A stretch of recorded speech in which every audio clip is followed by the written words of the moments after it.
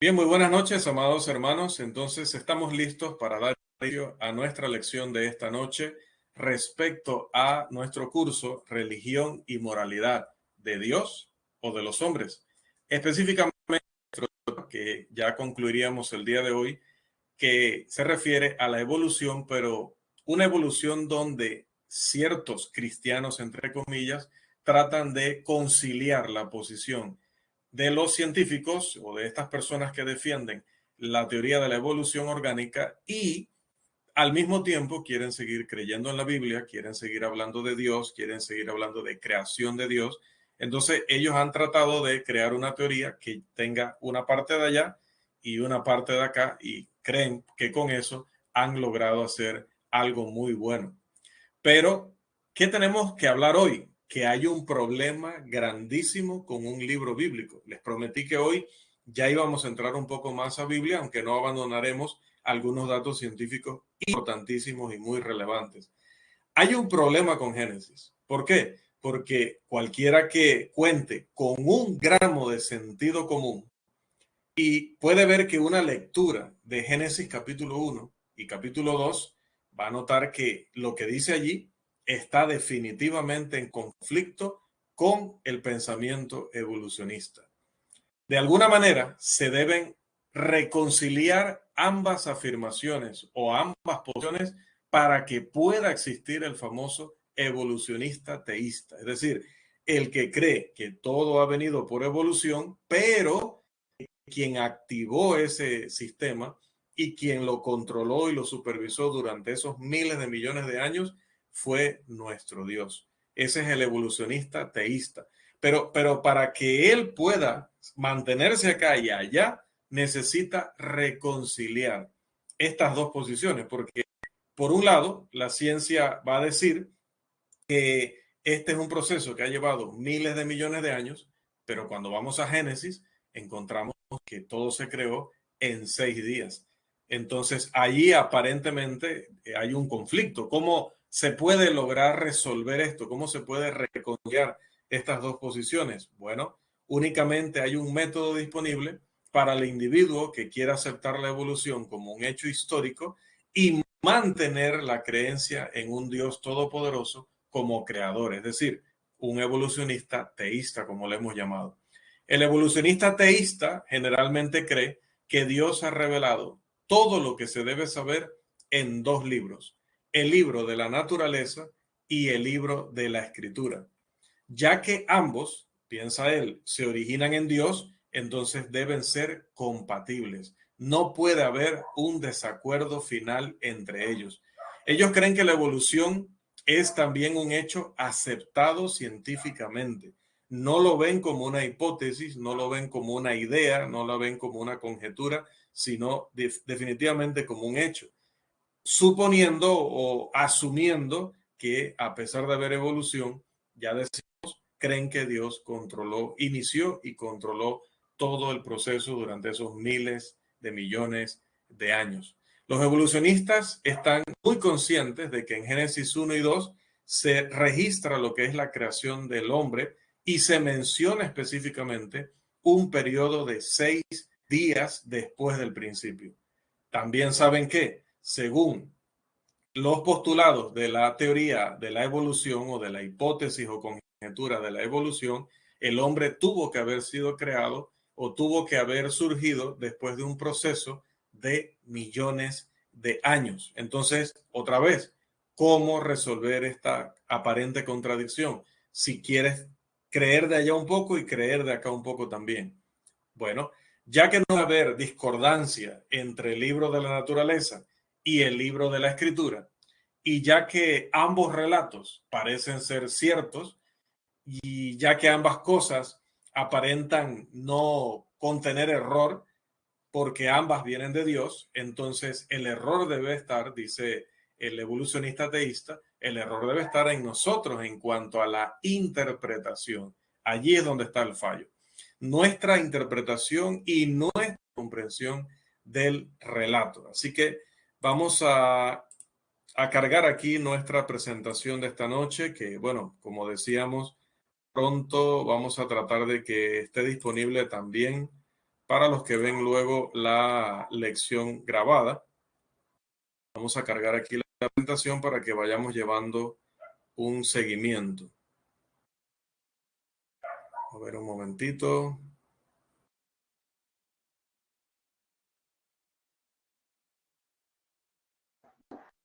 Ok, tenemos entonces ya la presentación aquí, evolución teísta, y la pregunta que estamos tratando de responder generalmente en esta lección ¿es la evolución el mecanismo que usó Dios para crear el universo, el hombre, todo? Bueno, aquí vienen las palabras de un evolucionista teísta, el señor Carl Drew. Él expresó su punto de vista y he colocado aquí las palabras textuales de él. Creo que el Dios poderoso creó los cielos y la tierra y toda la vida que hay en la tierra. Él llevó a cabo este proceso durante billones de años históricos. Él ha estado a cargo del proceso desde el principio del tiempo y aún está a cargo. Él dirigió el desarrollo de las formas de vida durante un periodo de tiempo al que muchos llaman evolución. Entonces, ¿qué hacemos con los primeros 11 capítulos de Génesis? O todas estas disciplinas científicas están erradas, o nosotros estamos leyendo e interpretando mal las escrituras. Como cristianos, no podemos creer que la Biblia mienta, pero podemos entender que no sea literal. Como hemos visto en la historia de la Iglesia Católica Romana, ciertamente cuando se traza, se entiende, se interpreta erróneamente la escritura, se le utiliza mal para refutar lo que se ve fácilmente en la naturaleza. Usted sabe que hemos hablado de cómo se creyó que la Tierra era el centro del universo, que la Tierra era plana y se defendió esto supuestamente utilizando la escritura. Entonces, cuando la escritura se interpreta erróneamente, se le utiliza para defender teorías que nada tienen con la realidad, porque la ciencia en ese caso ha tenido razón una y otra vez. Pero al revés también pasa lo mismo. Como el evolucionista cree que la evolución es una realidad, aunque no la puede demostrar, aunque la ciencia no lo ha, la ciencia en general no la ha aceptado como tal, pues el evolucionista dice que sí, que es un hecho, que está comprobada. Y debido a que él interpreta basándose en eso, entonces va a la escritura, por cuando quiere ser evolucionista, va a la escritura y ve que no coincide. Entonces dice, no, aquí esto hay que cambiarlo. Es que lo hemos entendido mal. Y se me parece un poquito a los que dieron profecías de la venida de Cristo y cuando no se cumplió, en lugar de mirar a Deuteronomio y saber, entender y aceptar que una profecía no cumplida era muestra de falsa profecía, lo que hicieron fue lo mismo que este señor sugiere, decir que el problema había sido la interpretación o el entendimiento. O sea, Cristo sí vino, solo que cruzó de un lado del santuario a otro lado del santuario en el cielo. Y nosotros pensamos que era que venía para acá, para la tierra. Fue error nuestro en ese sentido, pero sí se dio el evento en el cielo, aunque ninguno de ellos lo vio. Pero había que rellenar para no perder a millones que habían estado creyendo en esa doctrina. Seguramente esta racionalización virtuosa es peculiar en los sectarios y no en los miembros de la Iglesia del Señor. Es impensable, es inconcebible que alguien en nuestras universidades, estoy hablando de algún hermano, en nuestras universidades supuestamente cristianas, que deberían estar fundamentadas en los principios bíblicos, que deberían guiarse por la verdad, que hubiera alguien allí que defendiera este tipo de doctrinas. Sería inconcebible, inaceptable, impresentable, pero lo es, sucede. Vamos a ver, el hermano Don England, quien fue profesor de química en la Universidad de Harding, en su libro Fe y Evidencia, ya traducido su nombre al español, trató el tema ¿es científicamente precisa la Biblia?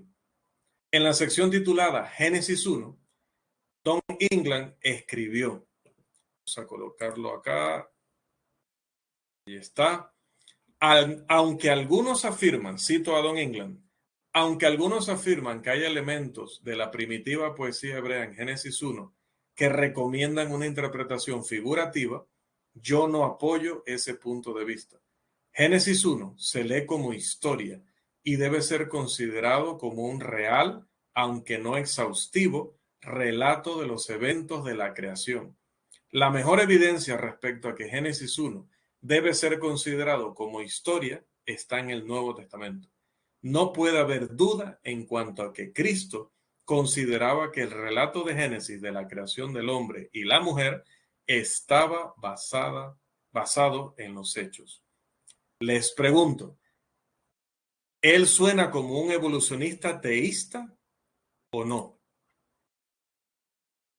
Dongland suena en estas palabras, en esta cita, como un evolucionista teísta o no.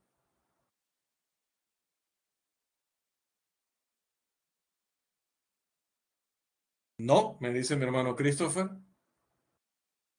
¿Quién más me dice? Lo que todo esto, lo que este hombre ha dicho, no se me prejuicie, ¿no? Mire que está en pantalla, observe lo que él dice y dígame, ¿estas palabras parecen las palabras de un evolucionista teísta o está diciendo verdades, hermano Samuel? Sí, hermano, no, yo veo que sí él está diciendo verdad, no lo veo como así como evolucionista. ¿Sí? Gracias. Exhaustivo significa amplio, ¿no? O sea, él dice, no es un dato amplio, detallado, que ahí entra la palabra exhaustivo, pero es un relato, dice, real, de eventos de la creación. Y luego dice el Nuevo Testamento y Jesús lo consideraron historia. ¿Cómo nosotros no lo vamos a considerar historia? Entonces, el hombre, en lo que afirma hasta allí, ¿suena a un evolucionista teísta o no? Me dicen dos hermanos que no. Quien más participa, sea en audio o puede escribir, porque si esto, ahora sí estoy viendo el chat, por lo menos en este momento. ¿Alguien más? A ver, Josué, Juan Alonso, Juan, Robin. ¿Qué piensan? ¿El hombre suena como un evolucionista o no?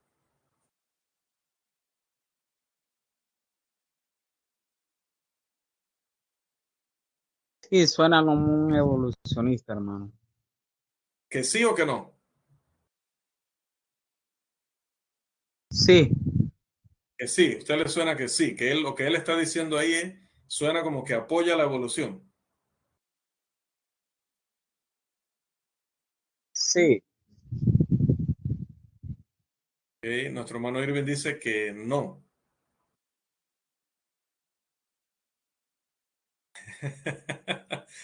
Así es, Christopher lo toma en el contexto, ¿no? Él siente que hay como hay algo detrás de esa pregunta. Entonces dice, para curarme en salud, voy a decir que hasta ahí. Pero es que la pregunta se limita, o sea, hasta allí. De hecho, la pregunta está limitada. Hasta allí, ¿suena como un evolucionista? Definitivamente no. Definitivamente no. Lo que él ha dicho es correcto, ¿no? Génesis 1 no debe leerse figurativamente. Dice, yo no apoyo ese punto de vista de leerlo figurativamente. Debe ser considerado un relato real. No es detallado, pero es real. Y que es historia lo confirma el Nuevo Testamento. Porque Cristo creía que era historia. Así que nosotros también tenemos que creer que es historia y no una poesía o no un mito, una leyenda, una fábula, nada de eso. ¿Okay? Pero bien ha dicho Christopher, ¿no? Hasta ahí no hay ningún problema. Ahora, él no se detiene allí. Él recomienda que se respete, el silencio de las escrituras. Y escribe que el texto guarda silencio respecto a si hubo una brecha de tiempo, entre los eventos descritos en los versículos 1 y 2 de Génesis, estamos hablando, ¿no? El texto también, dice él, calla respecto a la posibilidad de que hubiera brechas de tiempo entre uno y otro día de los 6 días de la creación. Traducido, dice él, cuando el capítulo 1 dice que la tierra estaba desordenada y vacía, está el 1.1, y luego en el 1.2 y hacia abajo empieza el proceso de la creación. Pero dice él, o sea, no sabemos si entre ese momento en que está desordenada y que inicia el proceso, qué tiempo pasó allí. Tampoco sabemos si cuando termina el primer día de la creación pasan miles de millones de años y luego viene el segundo día y pasan miles de millones de años y luego el tercer día. Y así dice, puede ser que entre un día y otro también hubiera una brecha grande de tiempo. Además, recomienda que uno no debería permitir que una impresión general que se obtenga por una lectura de la escritura se cristalice en su mente como una verdad absoluta revelada. Estoy citando a Don England. Don no como Don en español, es que ese es el nombre, Don. ¿No? ¿Qué tipo de impresiones generales tenía en mente este hermano y profesor universitario de la Universidad de Harding cuando dijo estas cosas? Bueno, ahí tenemos una cita, ahora sí, de él textual donde lo explica. Dice, una lectura de los primeros 5 capítulos de Génesis lo deja uno con la muy definida impresión general de que la vida ha existido en la Tierra por lo menos por unos cuantos miles de años. Esa conclusión está en conflicto con las conclusiones de la ciencia moderna respecto a que la Tierra es antigua. Sin embargo, los escritores bíblicos en ninguna parte nos dan una edad para la Tierra o una edad para la vida en la Tierra. Además, es un uso erróneo de las genealogías utilizarlas para intentar llegar a la fecha del origen del hombre, ya que la escritura no declara cuán antigua es la Tierra o desde cuándo ha existido la vida en la Tierra. Uno es libre para aceptar, si así lo desea, las conclusiones de la ciencia. Es el mismo hombre del que hice la pregunta hace unos segundos. Ahora les pregunto, ¿cómo suena ahora Don England? ¿Como un evolucionista o como un profesor cristiano que está defendiendo la posición creacionista?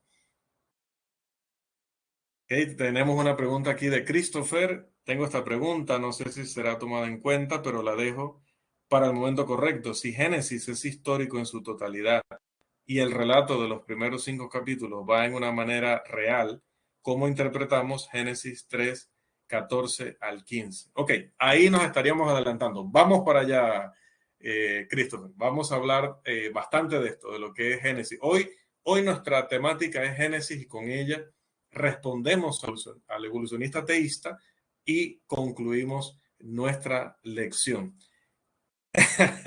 Y ahora me dice Christopher, bueno, ahora este hombre suena como alguien confundido, suena como alguien que por un lado cree una cosa y ahora como que dice la contraria y bueno, todo lo explica en su última línea, ¿no? Porque en su última línea él dice, bueno, ya que la escritura no declara cuán antigua es la Tierra o desde cuándo ha existido la vida en la Tierra, uno es libre para aceptar, si así lo desea, las conclusiones de la ciencia. Entonces él dice, tal vez yo no las acepto, pero no le impediría a nadie que las aceptara porque como la Biblia no da ese dato, si la ciencia lo da y lo justifica y usted lo quiere creer, dice, por mí no hay ningún problema. Hermano Christopher.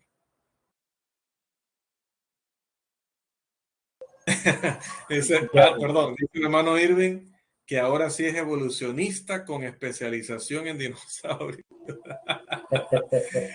Hermano Sirias. Bien, cosas tremendas ahí.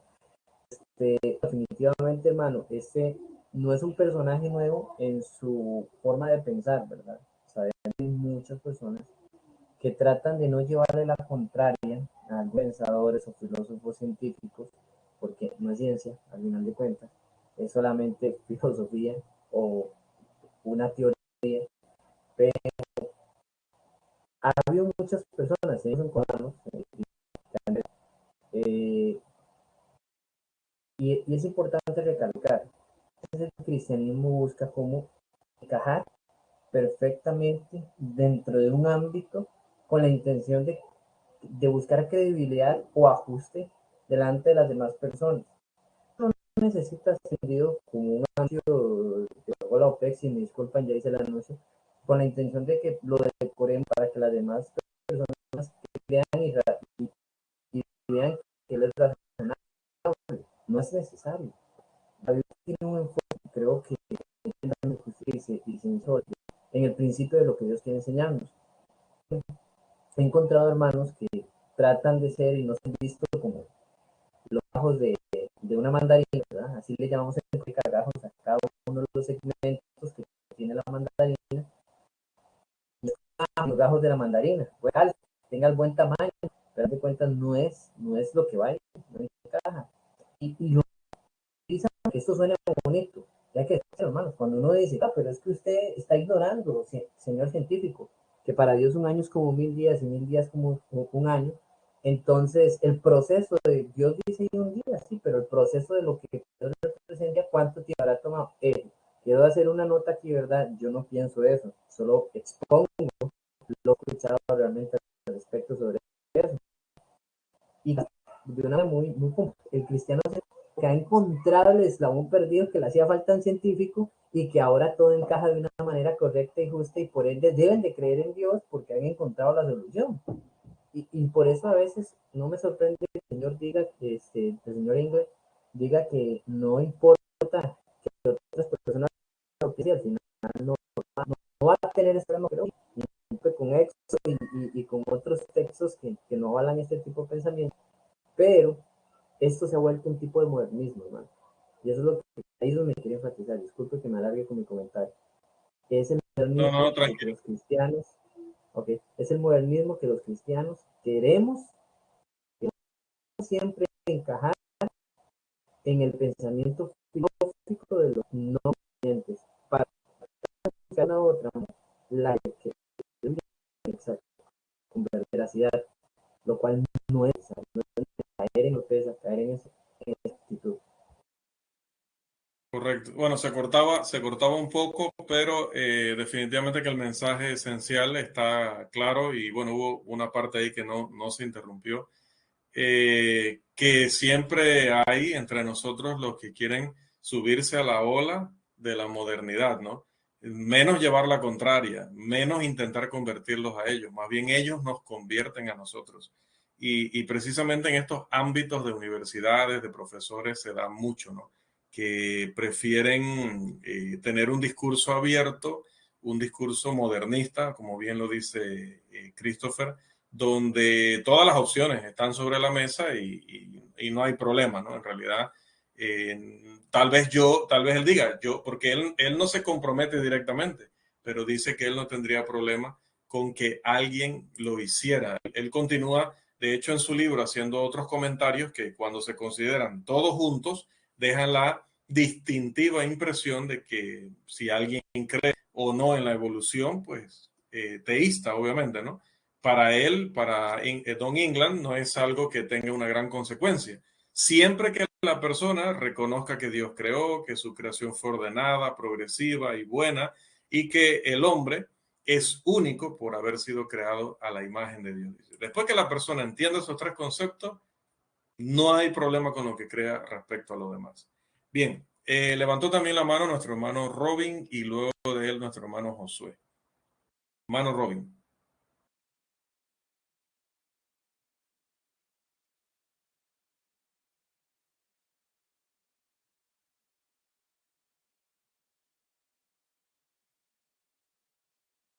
Hermano Robin.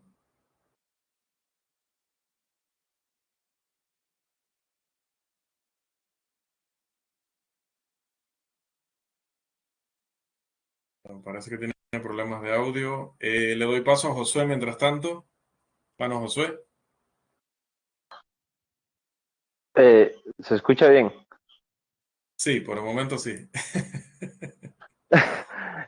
No, tal vez ahí en relación un poquito a lo que decía Chris, de hecho ese concepto creo que se ha vuelto como muy común allá y probablemente acá de alguna manera también el asunto de yo no lo prohíbo, yo no digo que no, pero si otro lo quiere hacer, tampoco voy a decir que esté mal, que fue lo que en parte viví yo con los hermanos que me sostenían anteriormente. De hecho, usted nos había traducido la carta, una postura así de, no decimos que haya que hacerlo, no decimos que es ley, no decimos que es enseñanza de la iglesia, pero si alguien lo quiere hacer, tiene la libertad. Entonces, es al final como una posición de, no quiero decirle a nadie que no, porque me interesa el número, no me interesa quedar mal, no me interesa tener conflictos con nadie, y mejor mantengo una posición así como neutral. Entonces es alarmante, creo yo, y hasta doloroso ver cómo en la iglesia poco a poco ha llegado eso, y quizás de las universidades o de lo que sea, pero el problema es que poquito a poco la iglesia lo va aceptando. Y eso es allá, pero no está nada lejos de que suceda acá y que también la iglesia acá lo empiece por aceptar. Y si no, más bien a los que van a terminar apedreando es a los que estamos en contra de eso, más bien. Entonces, muy parecido a eso que yo enfrenté a lo que dice ahorita Sirius, es lo que se ve de este hermano que escribe eso. O sea, si usted quiere decir que duró miles de años, pues está bien. Yo no le voy a contradecir. Ni tampoco dice cuál es la posición de él, ¿no? Tampoco dice yo considero que sea así, sino más bien se queda ahí como en el limbo el asunto. Exactamente, muchas gracias, José. Es correcto, ¿no? Es para reafirmar el comentario de que tratamos de acomodarnos al mundo. Por eso es que hay tantas advertencias en la escritura respecto a eso. Hablábamos en los audios matutinos también respecto a eso, a no conformarse al mundo. Y es que es la lucha permanente, porque siempre estamos mirando hacia allá, como en Génesis 6, mirando a las hijas de los hombres, queriéndolas, codiciándolas, no conformándonos con lo que Dios nos ha dado. Queremos ir allá porque consideramos que allá está mejor. Y ahí usted sabe lo que pasó luego, ¿no? Cuando los hijos de Dios empezaron a mezclarse con los impíos, automáticamente vino entonces el diluvio que se los llevó a todos excepto a los 8 fieles, ¿no? Bueno, Robin, ¿tienes audio?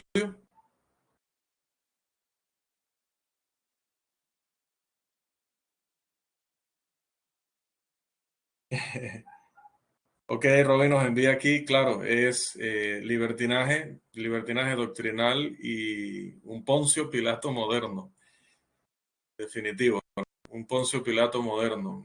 No da una posición definida y luego dice, esto queda abierto, ¿no? A lo que la gente quiera. Pero bueno, es que para que la evolución teísta armonice, y ellos lo saben, por eso es que está esta lucha y esta forma de tratar de ver cómo encaja, ¿no? Porque la evolución teísta armonice con Génesis. Génesis debe ser considerado una alegoría, una fábula, una poesía, una historia épica. La palabra que quieren y no se atreven a utilizar es la palabra mito, porque eso es lo que ellos están implicando con las definiciones que dan. No dicen el término, pero las definiciones que dan apuntan a mito. El problema que tienen es que la Biblia no contiene mitos. El Nuevo Testamento utiliza 5 veces la palabra fábula, que es como un sinónimo o una categoría de historia fantasiosa similar, pero a pesar de que se traduce, de hecho, de la palabra mitos en griego y es la misma en nuestro español, esa palabra cada vez que es utilizada en la escritura no es usada de buena manera, no se utiliza positivamente, se condena las 5 veces que se menciona, ya que la Biblia emplea muchas figuras de lenguaje diferentes para impartir su mensaje, que eso es una realidad y lo vamos a ver en el curso de hermenéutica que tendremos si Dios nos da oportunidad luego de este curso. Vamos a ver que se deben usar principios de interpretación, de razonamiento, principios espirituales que nos ayuden a entender esas figuras, a conocer los lugares donde se utilizan, los propósitos por los que se utilizan y los límites que tienen, ¿no? Sin embargo, los primeros 11 capítulos de Génesis están escritos no como figura literaria, no como poesía, no como mitos o fábulas o leyendas, sino como historia. Todos los personajes bíblicos, desde Moisés, el autor del Génesis, el autor humano, ¿no? Hasta Jesús, citaron siempre los eventos del relato de Génesis como hechos históricos, nunca como una historia fantasiosa. Entonces, ¿hay algún problema en considerar un mito a Génesis? Definitivamente que sí.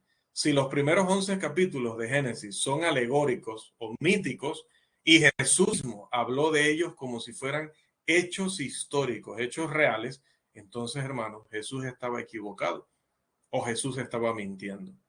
Y si es así, Si Jesús miente, si Jesús se equivoca, entonces, ¿por qué deberíamos confiar en Jesús en cualquier cosa que Él diga? Si Él se pudo equivocar en eso, se puede equivocar en otras cosas. ¿Cómo saber cuando está equivocado y cuando no? Mejor no seguirlo. Y si estaba mintiendo, peor. ¿Cómo vamos a seguir a alguien que se va a mentir sobre estos hechos? ¿Cómo sabemos si no ha mentido sobre todos los demás que nos ha enseñado? Dios guarde, ¿no? Además, si el evolucionista teísta puede afirmar que Génesis es un mito cuando claramente es un relato histórico, entonces cualquiera le puede atribuir un significado a la escritura que no está respaldado o no está garantizado por una buena metodología hermenéutica, por una buena metodología de interpretación. Cualquiera puede decir, mira, cada vez que no le gusta una historia, la de Mateo 19, no, eso era una alegoría, eso significa que una vez que tú estás en el cristianismo, no debes dejar el cristianismo para irte al judaísmo, porque si lo haces así, adulteras espiritualmente, pero eso no se refería al matrimonio. O sea, tan fácil que sería agarrar los relatos, convertirlos en mito, en leyenda y desecharlos porque no nos interesa, ¿verdad? Hermano, eso conduciría al completo caos. Esta es una realidad que describe al mundo religioso hoy. Así tratan en la Biblia y así inventan sus religiones y sus grupos religiosos y sus doctrinas. Y lamentablemente, como vemos en Don England y en varios otros que podría citar por nombre y apellido, también se da dentro de la iglesia del Señor. Lamentablemente, y es una realidad. Decía Josué que eso parece estar lejos allá. Pues los hermanos de Veraguas saben que no está tan lejos, no está tan lejos. Recientemente, un hermano criado allí en la iglesia de Cayo Octava de Veraguas, de Santiago de Veraguas, que ahora está estudiando allá, pues el hermano de la iglesia es una denominación más, ahora que está en una universidad sectaria. Supuestamente entró allí buscando un título y luego le ha creído todo a sus profesores y ha terminado renunciando toda una carrera de cristianismo. Y es o era un miembro de la iglesia en Santiago. Entonces, no está tan lejos, porque cualquier hermano que pueda ir y estudiar y estar bajo la influencia de este tipo de personas puede, si no tiene su corazón preparado, si no es una persona con un buen corazón delante de Dios, venir envenenado allá, o si es simplemente un ingenuo, ¿no?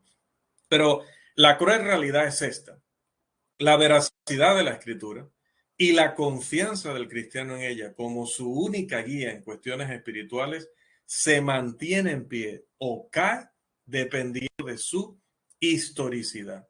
Si la Biblia no es histórica, si la Biblia no habla de eventos reales, si todo esto ha sido simplemente una historia fantasiosa, una leyenda, hermano, ¿por qué poner nuestra fe en ello?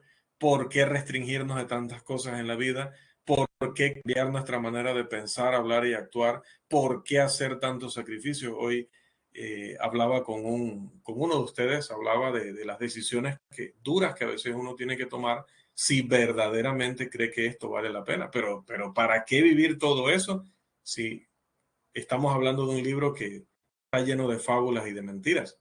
Incluso los ateos entienden esto y no caen en esa tontería que caen nuestros propios hermanos, ¿no? Aldous Huxley, el que pueden ver ahorita mismo allí en pantalla, vivió de 1894 a 1963. Era un escritor y filósofo británico que se radicó en los Estados Unidos y es considerado uno de los representantes más importantes del pensamiento moderno. Aldous Huxley correctamente expresaba el dilema que enfrenta el evolucionista teísta. Si alguien está dispuesto a aceptar el Génesis como un relato histórico, decía él, ¿cómo puede con honestidad total aceptar cualquier concepto de la Biblia como verdadero? En el sentido, lo decía él, si ya la ciencia ha demostrado que eso no se pudo dar en 6 días, que la creación del hombre no pudo ser tan instantánea, si alguien entiende el relato histórico del Génesis, esa persona, ¿cómo puede defender el resto de la escritura? Si ese primer relato, lo primero apenas empiezas a leer la Biblia, de hecho está equivocado. Si alguien, hermanos, está dispuesto a aceptar el Génesis como histórico, entonces no puede sostener la teoría de la evolución teísta. O es la una o es la otra. De hecho, la evolución teísta ni debería existir. Como mencionábamos, debería la persona quedarse solo con la evolución orgánica y declararse ateo, a pesar de que el fundador de todo esto en realidad también era un creyente. Una de las teorías que intenta armonizar la Biblia con la cronología evolutiva, y es la segunda y última parte de esta sesión, es el concepto de que la Tierra tiene miles, y el universo, miles de millones de años. Y se conoce como la teoría de la brecha. Una brecha de tiempo, como mencionábamos, entre el Génesis 1.1 y el 1.2, y entre cada día, supuestamente, debió existir miles de años, miles de millones de años, para poder, claro, hacer que encaje la teoría de la evolución. Este punto de vista que apenas tendrá unos 150 años, la evolución teísta no tiene mucho tiempo, sostiene, como les dije, pues, esa dicha brecha, y que en esas brechas o en esos espacios larguísimos de tiempo hubo la creación o el surgimiento de plantas, animales e incluso una raza humana preadámica. ¿Qué le parece? Preadámica. Pero que supuestamente cuando se reveló Satanás, aparentemente ellos creen que esta humanidad o esta protohumanidad, esta primera humanidad, se rebeló juntamente con Satanás. Entonces que Dios los destruyó y volvió a empezar. Entonces que el relato que nosotros tenemos en Génesis, a partir del versículo 2 en adelante, o 3 en adelante, ya involucra a la nueva creación, pero que hubo otra creación anterior, y que eso es lo que demuestra, o eso es lo que justifica más bien, los fósiles que ellos encuentran muchas veces en las capas de suelo. Porque dice, claro, al él destruir todo eso que había creado, quedaron esos restos, y con el tiempo se fueron sepultando, llegaron a formar parte del suelo, y hoy nosotros los encontramos como fósiles. Y por eso es que, a pesar de que la Biblia pinta como que la Tierra y el hombre mismo no son tan antiguos, pero debido a la brecha esa, sí lo son en realidad, o la Tierra sí lo es, porque antes de Adán pudieron haber pasado miles de millones de años. Bien, aquí entonces hay que responder la pregunta. Ya que la clave de todo está en qué edad pudo tener la Tierra, vamos a tratar de responder eso. Es muy difícil encontrar un aspecto en común entre los creacionistas y los evolucionistas. De hecho, los dos grupos están en conflicto casi en todo tema imaginable. Pero existe un área en la cual ambos se miran a los ojos. ¿Sí? La edad de la Tierra. Y no quiero decir que estamos de acuerdo, no quiero decir que nosotros los creacionistas estamos de acuerdo con los evolucionistas en cuanto a la edad de la Tierra, pero sí coincidimos en algo. Si se demuestra que la Tierra es joven, con una edad de miles de años, joven relativamente, ¿no? De miles de años, en lugar de millones, de miles de millones de años, entonces la evolución no pudo haber ocurrido, no habría el suficiente tiempo. Así que los dos están de acuerdo en que de probarse una Tierra joven se cae todo. Por tanto, los evolucionistas utilizan todo medio disponible para probar, supuestamente, que la Tierra es muy, pero muy antigua. Es interesante notar que en el tiempo de Darwin se consideraba que la Tierra tenía aproximadamente 20 millones de años de edad. ¿Okay? 20 millones de años de edad. Mientras que hoy la Tierra supuestamente tiene alrededor de 5.000 millones de años de edad. ¿Qué es eso? Que hoy los científicos creen que la Tierra es 250 veces más antigua que lo que se pensaba durante la era del autor del origen de las especies. Entonces, aquí es donde tenemos que aplicar la ciencia verdadera, porque como hemos dicho en esta lección y hemos dicho en este curso, nunca el cristiano está en contra de la ciencia. El cristiano está en contra de la falsamente llamada ciencia, ¿no? Como Pablo le llamó a alguna ciencia espiritual, pero que también aplica para la ciencia experimental acá, ¿no? Es muy difícil, como dije, pues, encontrar este acuerdo, esta misma experiencia entre los creacionistas y los teístas evolucionistas, pero cuando nos metemos a este tema tenemos que tomar algunos datos que ambos consideramos verdaderos. Vamos a ver. Uno de los argumentos más convincentes para una Tierra joven viene del campo de la estadística de la población. De acuerdo a los registros históricos, la población humana en la Tierra se duplica aproximadamente cada 35 años. Esto está estudiado desde hace muchísimos años y verificado a través de muchísimos datos. Dice que aproximadamente cada 35 años la población de la Tierra se duplica. Entonces, si usted hace el cálculo, esto representa un incremento anual de 20,000 personas por cada millón. Ahora, vamos a suponer que la humanidad comenzara con solamente 2 individuos. Vamos a suponer que la humanidad hubiera iniciado con 2 individuos. Y bueno, como en los ejemplos, para tratar de hacerlos más prácticos y que así no se nos olviden pronto, vamos a ponerles nombres a estos personajes. Vamos a decir que, no sé, vamos a decir que estos 2 se llamarían Adán y Eva. Sí, no sé, se me ocurren esos 2 nombres, ¿no? Adán y Eva. Bien, supongamos que ellos hubieran vivido en la Tierra hace, no lo voy a poner tanto, vamos a suponer que vivieron en la Tierra hace 1.000.000 de años atrás.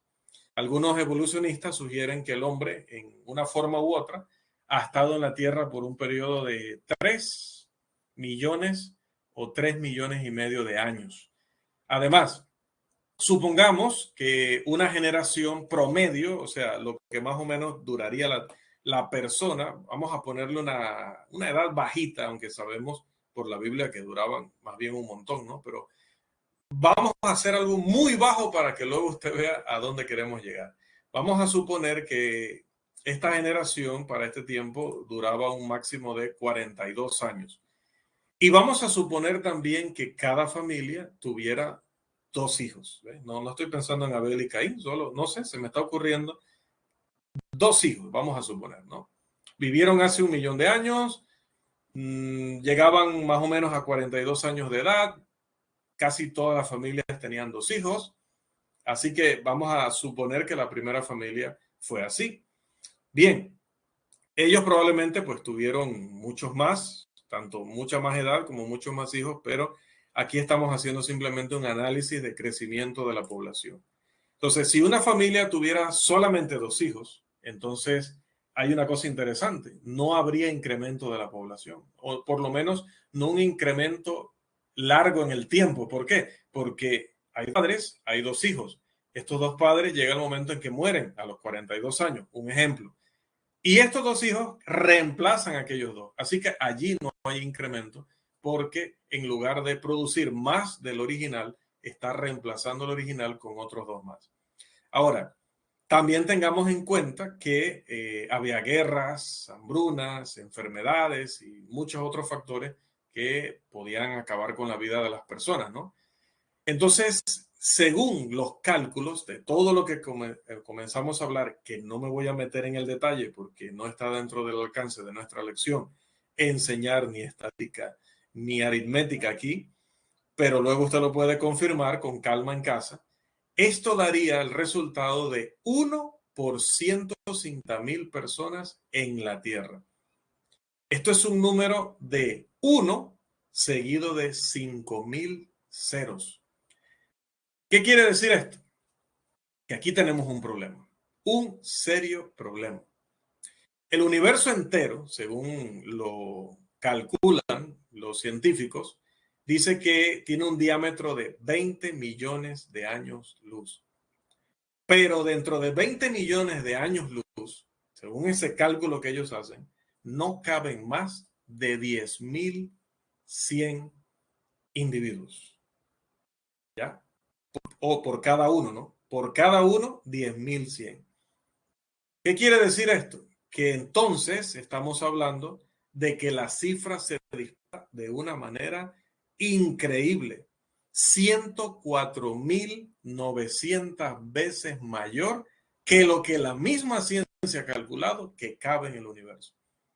Les repito, con esos cálculos, solo estamos hablando de 2 personas que vivieran hasta los 40 años, que solamente tuvieran 2 hijos, y cada 35 años, dice, la población se duplica. Desde más o menos el tiempo de Adán y Eva, si vivieron hace 1 millón de años, y estamos hablando de que los científicos dicen 3 millones o 3 millones y medio. Yo nada más tomé 1 millón. Con 1 millón, reproduciéndonos a ese ritmo desde aquel tiempo, y seguro, y usted lo sabe, usted y yo lo sabemos, que en ese tiempo todavía se reproducían muchísimo más que nosotros, nos pasaríamos por 104.900 veces la capacidad del universo. No de la Tierra, del universo.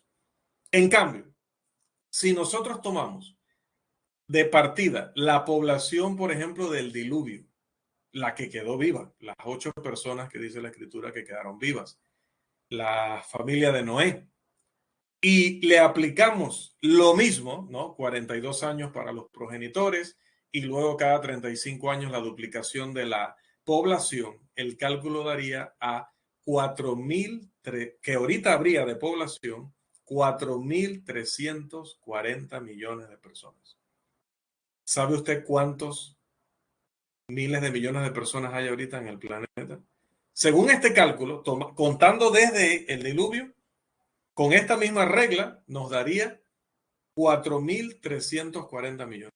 4.000 millones. ¿Saben cuántos hay ahorita? Hay 8.000 millones. ¿Qué es lo súper interesante de esto? Y disculpe que haya dicho número para allá y número para acá. En conclusión, ¿quién está más cerca de quién? ¿Qué cifra está más cerca de cuál? De la realidad, mejor dicho. ¿Cuál está más cerca de la realidad? La que se pasa por 104.900, la capacidad calculada del universo, imagínense que tendríamos que habitar cada galaxia y aún así no cabríamos, a esta que sí, se queda corto por la mitad de la población. Pero es que recuerde, es que pusimos que la gente nada más dure 42 años, pusimos que la gente nada más tenga 2 hijos y pues obviamente ahí estamos recortando muchísimo.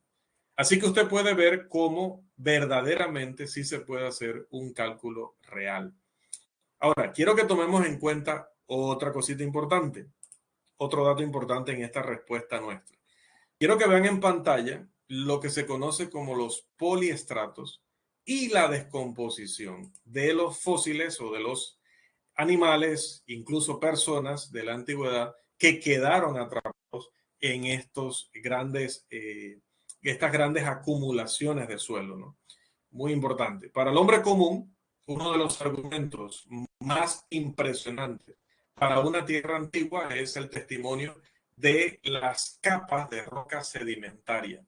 Los científicos y bosques, sobre todo pues allá en los Estados Unidos, muestran ejemplos tales como el Gran Cañón del Colorado y presentan su teoría tan eficazmente que cuando observamos capas sobre capas de roca sedimentaria, la única aplicación parece ser que deben haber pasado millones de años y que eso se fue acumulando de esa manera hasta llegar a esa cantidad. Se nos dice también que cada división de roca representa un tiempo muy lejano y un mundo antiguo que hace mucho tiempo dejó de existir. Sin embargo, definitivamente los creacionistas no estamos de acuerdo y lo que decimos al respecto es que debemos ver más profundo en este registro para que más bien el registro de roca nos hable y nos diga la verdad. ¿Cuál es la verdad? Que la Tierra es joven, no es antigua. Incrustados en las rocas esas que ustedes pueden ver, por ejemplo, allí a la izquierda, se encuentran los fósiles, poliestratos. Poli es muchos y estratos es capas. Es un fósil que no es toda de esas capas, sino que es tan alargado que agarra varias capas, ¿no? Como pueden ver en la imagen de la derecha. Entonces, ¿qué pasa con los fósiles que no están en una sola capa, sino que atraviesan varias? Nos indios, que eso de que cada capa representaba no sé cuántos cientos de miles de años, o de millones de años, o de billones de años, es una total falsedad. ¿Cómo es posible que uno atraviese, como pueden ver allí, hasta 4, que según los cálculos, recuerden, el científico dice capa 1, eso dice, allá hay 100 millones de años. Capa 2, 100 millones más. Capa 3, 100 millones más. Capa 4, 100 millones más. Pero cuando están excavando, encuentran un árbol que va de la capa 1 a la capa 4. La pregunta es, ¿cómo ese árbol sobrevivió esos millones de años? Y es más, ¿cómo se incrustó de esa manera? ¿Cómo se incrustó atravesando las 4 capas si supuestamente cada capa es un mundo diferente? No, es que no hubo un mundo diferente. Hubo un cataclismo mundial que terminó sepultando árboles enteros en el suelo y que es lo que se está descubriendo hoy. Y no hay otro cataclismo en la historia que se registre, sino el de esa magnitud, sino el que precisamente registra la Biblia en Génesis 6, el diluvio que mandó a nuestro Señor. Vi un Juan que levantó la mano, pero no recuerdo si vi Juan Contreras o Juan Miranda. ¿Tenían alguna pregunta, comentario?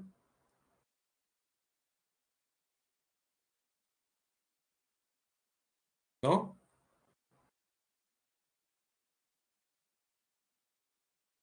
Bien, continúo. Entonces, los árboles, juncos, barbos, ballenas y otros organismos en los cuales se encuentran en estos estratos o estas capas de suelo y que cubren varias de esas capas, en lugar de apoyar la teoría de estos señores, la destruye por completo. ¿Cómo está ese árbol allí? ¿Cómo logró estar allí, incrustarse, no descomponerse en una sola capa, sino en 4? No puede ser. Estos fósiles que atraviesan varias capas testifican grandemente acerca de una joven cuyas capas se formaron rápidamente. ¿Qué fue lo rápido? Obviamente, el diluvio fue el desastre más grande, pero también el que no tomó mucho tiempo para que la tierra nuevamente volviera, como vimos con el caso de Noé y el cuervo, Noé y la paloma. No fue tanto el tiempo, y ahí sí coincide lo que se encuentra en estas capas con lo que dice la Escritura. Finalmente, hermanos, ¿qué dice la Biblia?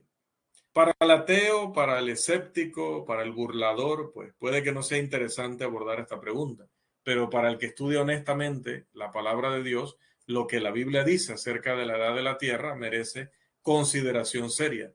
Para aquellos que creemos que Dios ha revelado su voluntad, que Dios existe en primer lugar, que Jesucristo es su Hijo, que la Biblia es la palabra de Dios, esta sección ofrece la respuesta final al tema de la edad de la Tierra.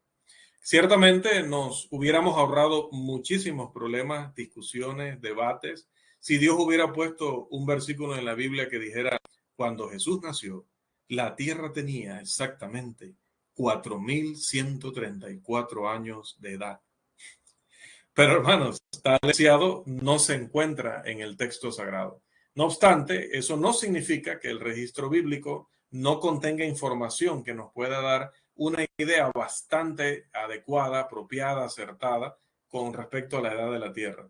Muchas veces, para averiguar lo que la Biblia dice acerca de un tema en particular, debemos considerar varios versículos diferentes que, cuando se ponen todos juntos como las piezas de un rompecabezas, que es exactamente lo que sucede aquí, terminamos contando con el cuadro completo. Así que examinemos brevemente, porque el tiempo ya se ha finalizado, cada una de las piezas de este rompecabezas. Al menos en un sentido, la Biblia nos dice exactamente qué edad la Tierra. ¿Sí? Así que si usted ya está cansado, tiene sueño, ahorita se le quita todo eso, porque le acabo de hacer una declaración muy importante. La Biblia contiene información que nos puede decir qué edad tiene la Tierra. Si vamos a Éxodo 20:11, lo tenemos en pantalla, dice el texto: porque en 6 días hizo Jehová los cielos y la tierra, el mar y todas las cosas que en ellos hay, y reposó en el 7º día. Si de ahí de Éxodo 20:11 nos vamos a Marcos 10:6, lo tenemos en pantalla también, Jesús declaró que al principio de la creación, varón y hembra los hizo Dios. Al principio.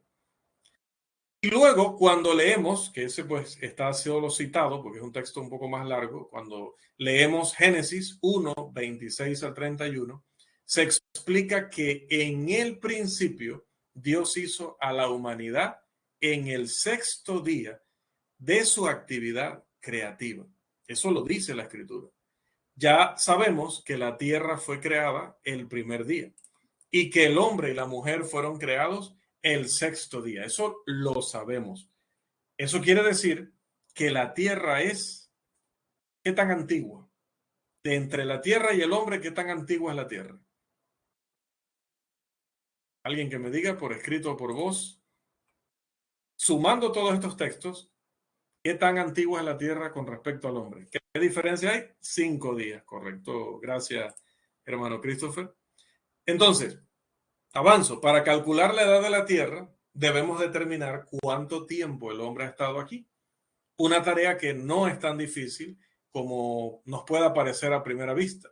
Hablando en cifras redondas, ¿cuánto tiempo ha pasado desde el Señor Jesús hasta nuestros días? En cifras redondas, 2000 años, ¿no? Bien. La historia secular también confirma que han transcurrido unos 2000 años. Luego debemos determinar cuántos años hubo hacia atrás, desde Jesús hasta el padre Abraham. Ahí nos tenemos que apoyar tanto en la historia bíblica como en la historia secular, y ambas nos confirman que entre Jesús y Abraham resulta que hay un periodo de unos 2000 años. Otra vez, estoy hablando en números redondos, ¿no? 2000 años. Entonces, se pueden obtener estas dos cifras prácticamente de cualquier libro secular de la historia sin siquiera tocar la Biblia, si no lo quisiéramos. La cifra final que debemos descubrir es el número de años entre Abraham y Adán. Y esto me lo preguntaron por ahí en un curso, no sé, y les dije, les prometí que más adelante les traía la respuesta, así que ahora se esperan hasta que les responda.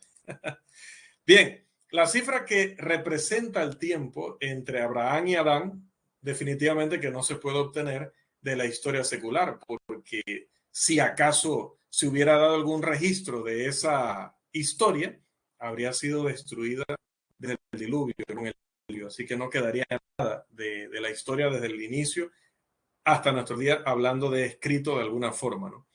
Entonces, ya que hemos establecido que Jesús estuvo en la tierra hace 2000 años atrás, y en Lucas 3, cuando usted va a el Evangelio según Lucas, capítulo 3, y encuentra allí las genealogías, se da cuenta de que se mencionan allí 55 generaciones entre Jesús y Abraham. Pero ya hemos dicho que el cálculo general entre Jesús y Abraham es de 2000 años. Así que hay 55 generaciones, 2000 años. El mismo Lucas también documenta que hubo entre Abraham y Adán 20 generaciones también. Hubo 20 generaciones entre Jesús y Abraham y 20 generaciones entre Abraham y Adán. 20 y 20. Pero usted me dirá, pero hermano, no decía ahí, perdón, 2000 años decíamos, ¿no? No decía 55 generaciones. Sí. Pero recuerde algo, que las personas no duraban lo mismo desde Adán hasta Abraham que desde Abraham hasta Jesús por muchísimas razones, ¿no? Por las guerras, por los desastres, por el deterioro en la edad, por muchas razones. Hablamos de Adán 900 y tantos de años. Hablamos de Matusalén 900 y tantos de años. O sea, estamos hablando de que la gente duraba muchísimo más, por lo tanto tenían muchísimos más hijos, por lo tanto tenías un hijo hoy y dentro de 600 años era el diluvio y estabas también en el momento del diluvio. Entonces, estamos hablando obviamente de generaciones diferentes, pero allí hay un cálculo de 2000 años. Entonces, es simple, ¿no? Calcularlo. Si vemos en la imagen que está allí abajo, tiempo presente hasta Jesús, 2000 años. De Jesús hasta Abraham, 2000 años en 55 generaciones. Y de Abraham hasta Adán, contando este tema de las generaciones, habría 20 generaciones cubriendo un periodo de aproximadamente 2000 años. Si tomamos en cuenta las edades vastas de los patriarcas, ya lo estaba aclarando, ¿no? Algunas personas han argumentado, como mencionó ya Don England, que no se puede usar las genealogías de Génesis 5 para demostrar la edad de la tierra, porque, claro, convenientemente dicen que contienen brechas inmensas. Pero cuando usted va a Judas, versículo 14, Judas 14, el escritor dice por inspiración que Enoc fue el séptimo desde Adán. El séptimo desde Adán. Y cuando usted va a Génesis 5, cuando usted va al relato original, se da cuenta que efectivamente, si usted lee de Génesis 5:1 hasta el 21, se habla de 7 patriarcas. Literalmente, Enoc es el séptimo patriarca desde Adán. Por tanto, sabemos que no existen brechas entre los primeros 7 patriarcas, ya que Judas, por revelación, por inspiración, confirma el relato que también Moisés escribió por inspiración en el Antiguo Testamento. ¿Qué sugiere? Pues que el hombre ha estado en la tierra por este periodo de tiempo que ahora vamos a sumar, ¿no? Entonces, quitando eso de las brechas que dicen estas personas y contando solamente los años según las generaciones, ¿a qué nos lleva eso? Nos lleva a un periodo de 6000 años. Que pueda ser que luego de Enoch las siguientes listas no fueran tan precisas y que como la edad se iba reduciendo, probablemente haya habido más años, sí, pero no como para que pudieran caber allí más de 290.000 millones de años como necesita la teoría de la evolución para poder ser creíble. No, nos podemos equivocar por 1000 años. Nos podríamos equivocar a lo sumo por 2000 o 3000 años. Entonces, de hecho, el obispo, no sé cómo se pronuncia su nombre, pero se escribe más o menos así, él calculaba 10.000 años. Bueno, él ahí le daba una gabela de 4000 años, posibles errores de que este duró más, este duró menos, este tuvo más hijos, este tuvo menos, no sé. Pero yo le podría decir que después de la investigación que he realizado, que usted la puede realizar también personalmente, no sería un periodo de más de 8.000, 9.000 años de edad de la Tierra. Ahora, finalmente, la gente le va a decir, sí, pero es que eso no coincide con la ciencia en el sentido de que si la Tierra fuera de 6.000 años, 8.000 años o 10.000 años, cuando usted va a analizar las rocas, cuando usted va a analizar los árboles, cuando usted va a analizar las partes geológicas de mayor interés, se da cuenta de que la Tierra muestra sus mismos rasgos, muestra que tiene mucha más edad. Entonces, ella luce como una Tierra muy antigua. Pero ante esto yo tengo que hacer 2 preguntas muy rápidas. Primero, ¿comparado a qué la Tierra se ve joven o se ve antigua? ¿Comparado a qué? ¿Dónde está otra Tierra antigua o joven con que nosotros la pudiéramos comparar? Nosotros no tenemos otro planeta idéntico al nuestro para poder hacer dicha comparación y llegar a esa conclusión. Segundo, no debería sorprendernos si la ciencia ocasionalmente calcula edades más antiguas para la Tierra debido al concepto bíblico conocido como la doctrina de la edad aparente. Esta idea lo que dice es que Dios hizo durante la semana de la creación cosas completas, totalmente funcionales. Por ejemplo, ¿qué edad tenían Adán y Eva cuando Dios los creó? ¿Qué edad tenían? Cuando los creó, tenían 2 segundos de edad. ¿Sí? 2 segundos. Voy a dar un ejemplo. 2 segundos. Pero en esos 2 segundos, usted se queda viendo a Adán y a Eva y ¿qué ve? Un hombre y una mujer que caminaban, hablaban, lucían como hombre y mujer adultos e incluso tenían ya la capacidad de reproducirse, lo cual de hecho fue uno de los mandamientos de Dios antes de la caída, Génesis 1:28. Si en ese tiempo se hubiera cortado también un árbol del un día después de la semana de la creación, seguramente habría tenido una cantidad de anillos increíbles.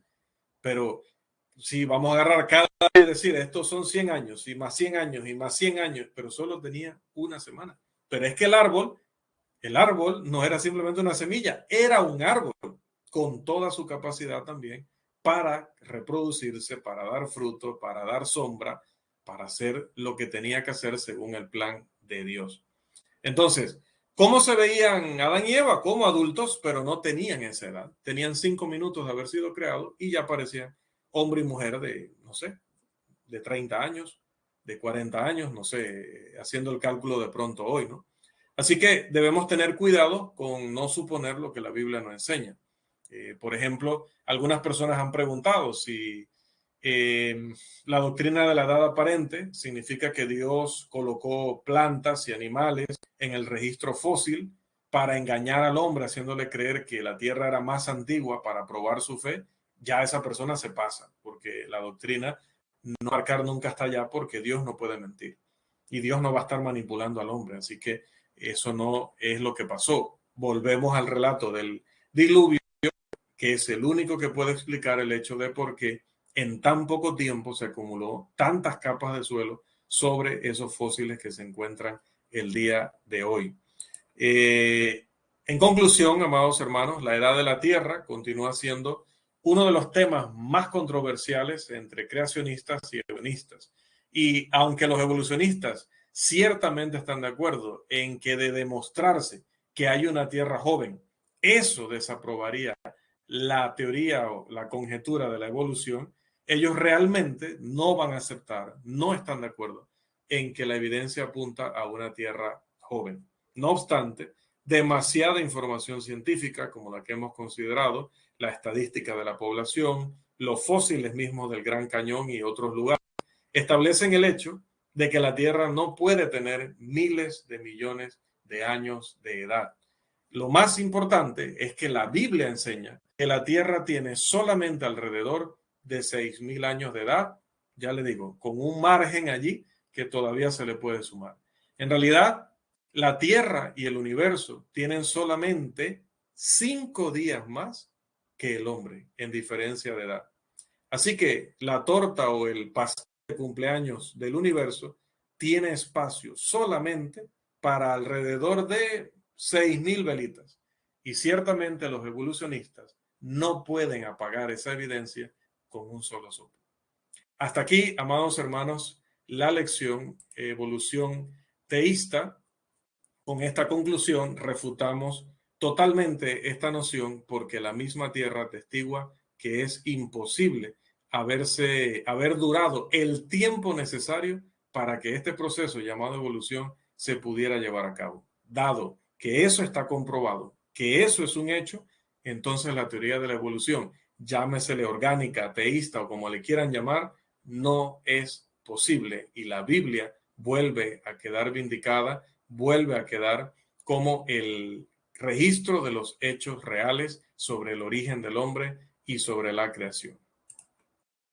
Así que, bueno, como les decía, amados, pues hasta aquí hemos argumentado a favor del creacionismo, a favor de la doctrina bíblica de que hay un Dios todopoderoso que ha creado el universo, que ha creado al hombre a su imagen y semejanza, que el registro histórico de hechos, de Génesis, está confirmado por el Nuevo Testamento como un relato real, no como poesía. Realmente nuestro Dios todopoderoso creó el universo en 6 días y creó al hombre 5 días después o al 6º día, ¿no? Después de haber iniciado esa creación. Así que entre el momento en que empieza el universo y el momento en que empieza a existir el hombre, solamente hay 5 días literales. Muy especificados por Moisés en Génesis con las expresiones y fue la tarde y la mañana el día siguiente. Y fue la tarde y la mañana. O sea, siempre habló de un periodo de 24 horas. Se basó en el cambio de día y de la noche para hablar del cambio entre un día y el otro. Por lo tanto, no estaba hablando de grandes periodos de tiempo. Aparte de que, digo, otra vez mencionaba, no me metí tan específicamente por allí, pero todo eso se puede argumentar, ¿no? Imagínense ciertas plantas y luego lo que ellas necesitan crearlo miles de millones de años después. Obviamente que hubieran muerto o se hubieran convertido en algo, en un desecho, porque no hubieran tenido lo que necesitaban. Igual en este caso el hombre, ¿no? Se dice que el hombre fue puesto sobre toda la creación, pero si hubo una época preadámica, hubo una raza preadámica y hubo animales y hubo plantas antes de Adán y Eva, entonces pues la Biblia mentiría al decir que todo lo puso bajo los pies del hombre, refiriéndose de Adán hasta acá.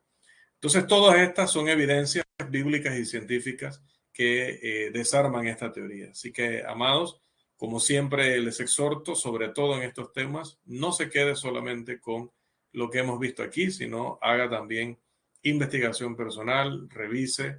Luego estaré enviando la lección para que también nos corroboremos las notas y hemos colocado todo lo que sea necesario.